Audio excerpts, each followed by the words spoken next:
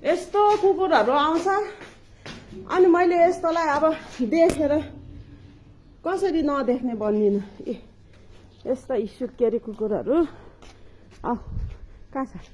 यस्तो सुत्केरी कुकुरहरू आउँछ अनि यसरी भात दियो अनि मान्छेले तैँले पालेको अरे मैले अनि टोक्छ अनि मलाई पैसा तिर्नु लगाउँछ। आज चाहिँ लास्ट हो।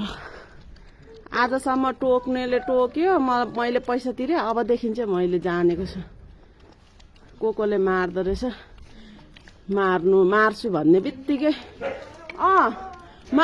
बित्तिकै भिडियो खिच्नु पर्यो अनि केस लगाइदिनु पर्यो क्या। पुलिस केस लाग्दो रहेछ नि त कुकुरहरूमा। हेर्नु न त्यो लाइकाहरूलाई भात दिन्छ है, टोक्दो रहेछ अनि पैसा तिर्दा दिदी म त। अनि अरूले अब साथीहरूले चाहिँ तिर्नु पर्दैन, रेबिजको भ्याक्सिनहरू लगाइदिएकै छ, बन्देकरण गरिदिइहालेकै छ भन्छ क्या। अनि बरु झगडा गर्नु, पुलिस केस लगाइदिनु भन्छ। त्यो लाइकाले खै कोनि त देखेको पनि छैन हौ। सुलुक्क आएर टोक्छ भन्छ अनि यस्तो आउँछ। हेर्नु न अब मेरै आसले त आएको नि। यस्तो अब भोक लाग्छ, भोक लागेपछि यहाँ दिन्छ भनेर आएको होला नि। हेर्नु न यस्तो छ। अनि अस्ति पनि 1000 दिई पठाए, आज पनि सुई लगाइदिनु लानुपर्ने। अस्ति पनि दिए 3536। म त खै यसले त कहिले यस्तो त गरेको जस्तो लाग्यो।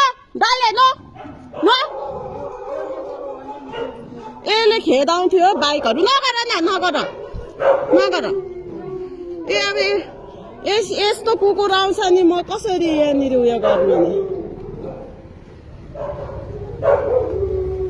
अचम्म के मान्छे पशु हो कि पशु चाहिँ। नगर छोड। खानु देऊ, जान्छ उसको बच्चाको आमा रहेछ। भोलि पर्सि कहाँको अपरेसन गर्नु।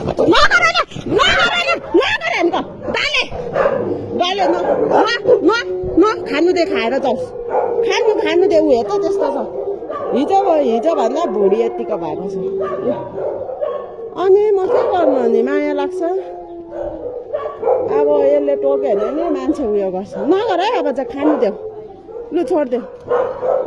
म त